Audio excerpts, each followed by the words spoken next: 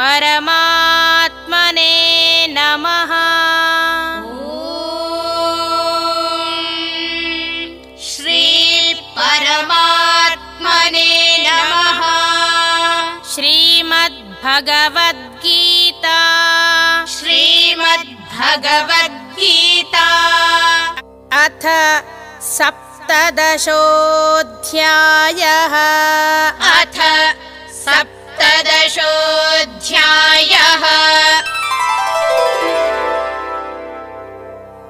अर्जुन उवाच अर्जुन उवाच ये शास्त्रविधिमुत्सृज्य यजन्ते श्रद्धयान्विताः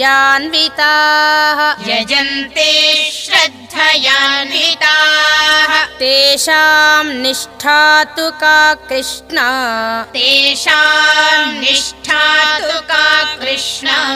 सत्त्वमाहो रजस्तमः श्रीभगवानुवाच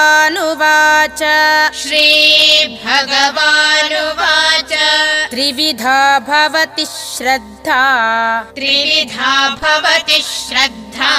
देहिनां सा स्वभावजा सात्विकी राजसी चैव तामसी चेति तां शृणु सत्त्वानुरूपा सर्वस्य श्रद्धा भवति भारत श्रद्धामयोऽयं पुरुषो यो यच्छ्रद्धः स एव सः यजन्ते सात्विका देवान् यक्षरक्षांसि राजसाः प्रेतान् भूतगणाश्चान्ये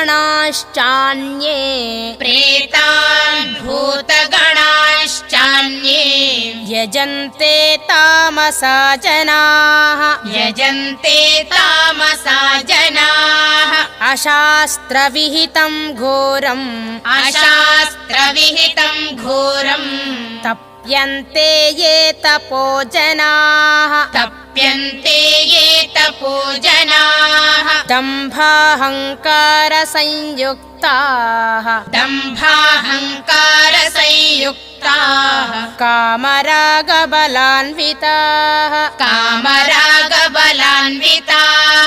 कर्षयन्तः शरीरस्थं भूतग्राममचेतसः मां चैवान्तः शरीरस्थं तान् विद्यासुरनिश्चयान् आहारस्त्वपि सर्वस्य त्रिविधो भवति प्रियः यज्ञस्तपस्तथा दानं तेषां भेदमिमं शृणु आयुः सत्त्वबलारोग्य सुखप्रीतिविवर्धनाः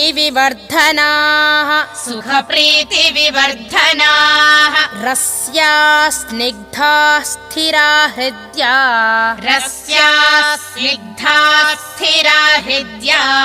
आहाराः सात्विकप्रियाः कट्वं ललवणात्युष्ण तीक्ष्णरूक्षविदाहिनः आहार राजसस्येष्टा दुःखशोकामयप्रदाः दुःखशोकामयप्रदाः यातयामं गतरसं यातयामं गतरसम् पूतिपर्युषितं च यत् पूतिपर्युषितं च यत् उच्छिष्टमपि चामेध्यम् उच्छिष्टमपि चामेध्यम् भोजनं तामसप्रियम् भोजनं तामसप्रियम् अफलाकाङ्क्षिभिर्यज्ञो अफलाकाङ्क्षिभिर्यज्ञो विधिदृष्टो य इज्यते विधिदृष्टो य युज्यते यष्टव्यमेवेति मनः यष्टव्यमेवेति मनः समाधाय स सात्विकः समाधाय स सात्विकः अभिसन्धाय तु फलम् अभिसन्धाय तु फलम् दम्भार्थमपि चैव यत् दम्भार्थमपि चैव यत् इज्यते भरतश्रेष्ठ युज्यते भरतश्रेष्ठ तं यज्ञं विद्धि राजसम् तं यज्ञं विद्धि राजसम् विधिहीनमसृष्टान्नम् विधिहीनमसृष्टान्नम् मन्त्रहीनमदक्षिणम् मन्त्रहीनमदक्षिणम् श्रद्धाविरहितं यज्ञम् श्रद्धाविरहितं यज्ञम् तामसं परिचक्षते तामसं परिचक्षते देवद्विजगुरुप्राज्ञा देवद्विजगुरुप्राज्ञा पूजनं शौचमार्जवम् पूजनं शौचमार्जवम् ब्रह्मचर्यमहिंसा च ब्रह्मचर्यमहिंसा च शारीरं तप उच्यते शारीरं तप उच्यते अनुद्वेगकरं वाक्यम् अनुद्वेगकरं वाक्यम् सत्यं प्रियहितं च यत् सत्यं प्रियहितं च यत् स्वाध्यायाभ्यसनं चैव स्वाध्यायाभ्यसनं चैव वाङ्मयं तप उच्यते वाङ्मयं तप उच्यते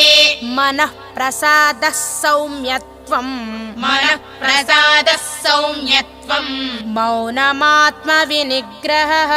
मौनमात्मविनिग्रहः भावसंशुद्धिरित्येतत् भावसंशुद्धिरित्येतत् तपोमानसमुच्यते तपोमानसमुच्यते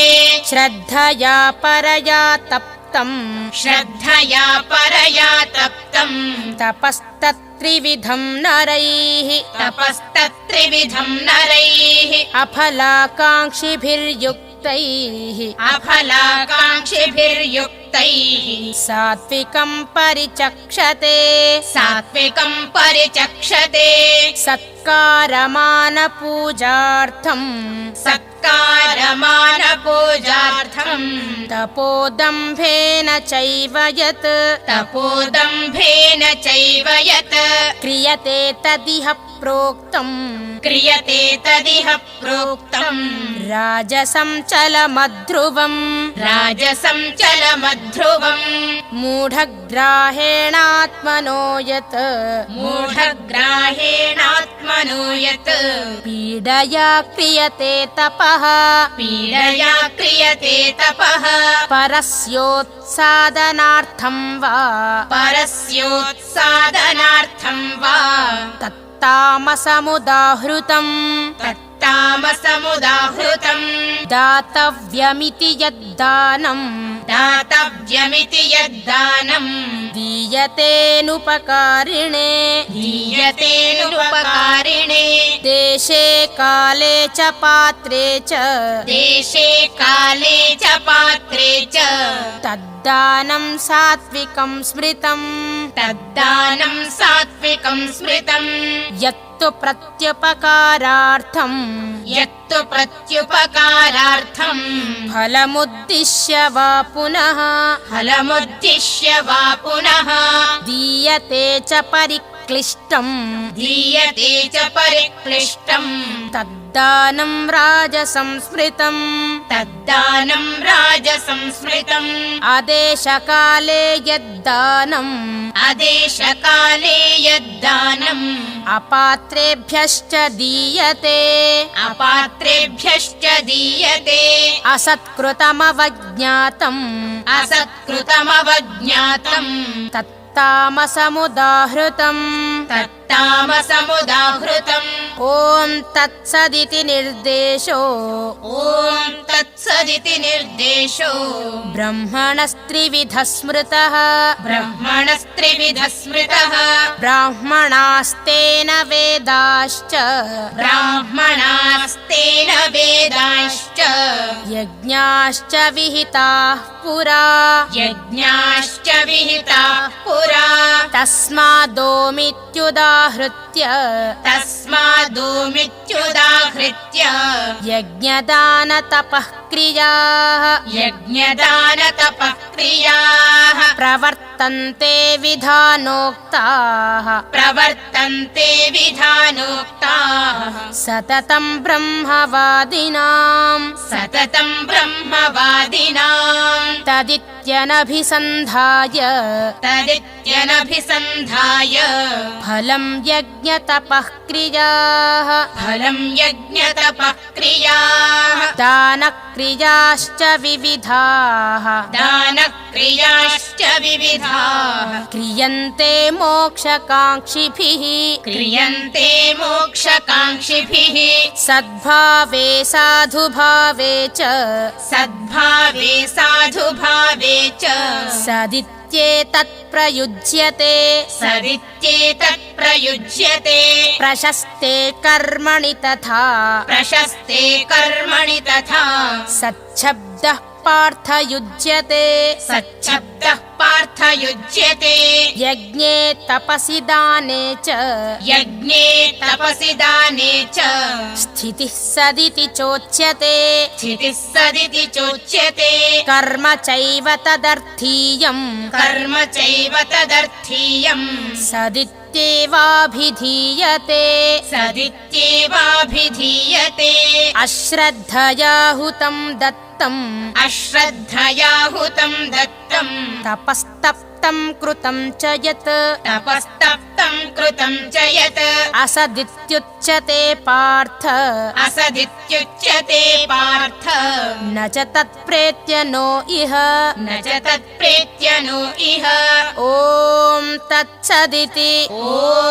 तत्सदिति श्रीमद्भगवद्गीतासु श्रीमद्भगवद्गीतासु उपनिषत्सु उपनिषत्सु ब्रह्मविद्यायां ब्रह्मविद्यायां योगशास्त्रे योगशास्त्रे श्रीकृष्णार्जुनसंवादे श्रीकृष्णार्जुनसंवादे श्रद्धात्रयविभागयोगो नाम श्रद्धात्रयविभागयोगो नाम सप्तदशोऽध्यायः सप्तदशोऽध्यायः।